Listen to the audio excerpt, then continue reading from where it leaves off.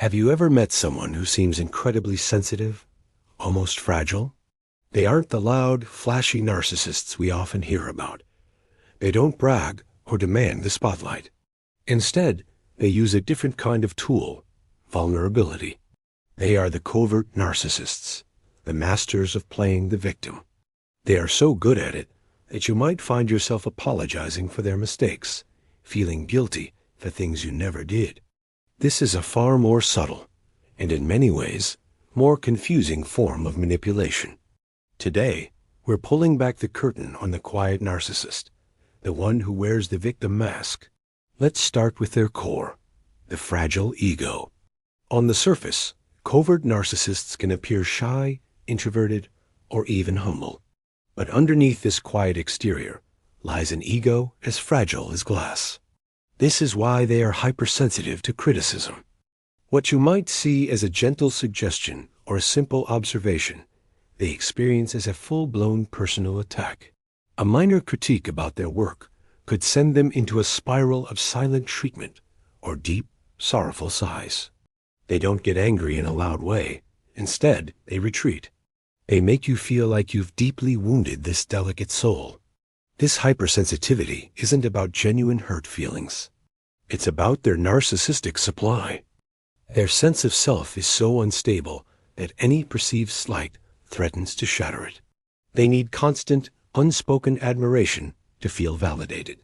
When they don't get it, or worse, when they feel criticized, their entire world feels like it's collapsing.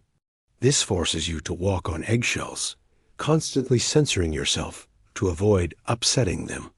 You become the caretaker of their fragile ego, a role that is exhausting and controlling. This fragility is closely tied to a profound sense of self-righteousness.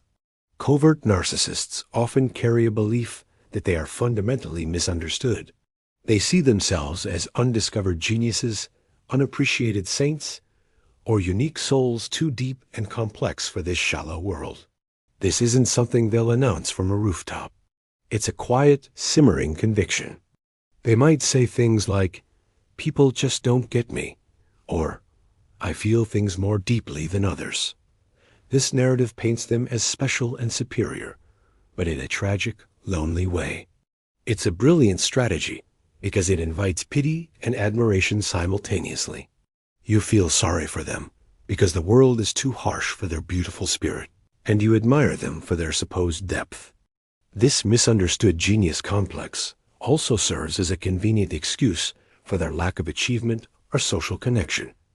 It's not their fault they don't have friends. It's because others are too superficial. It's not their fault they failed at a project. It's because their vision was too advanced.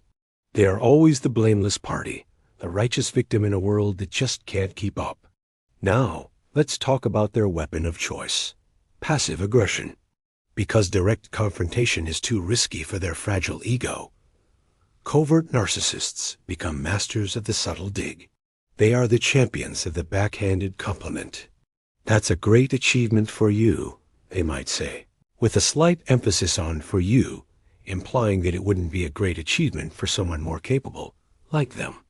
They accidentally forget important dates, unintentionally spill a drink on your important papers, or give you the silent treatment for days, all while maintaining plausible deniability. If you call them out on their behavior, they will feign innocence and confusion. "What are you talking about? I would never do that intentionally. You're being too sensitive." Suddenly, you are the one who is being unreasonable. They use sarcasm, procrastination, and forgetfulness as weapons to express their displeasure and maintain control without ever having to be direct. This constant stream of subtle hostility is incredibly damaging. It's like 1,000 tiny paper cuts. Each one alone is minor, but over time, they leave you bleeding, confused, and questioning your own sanity.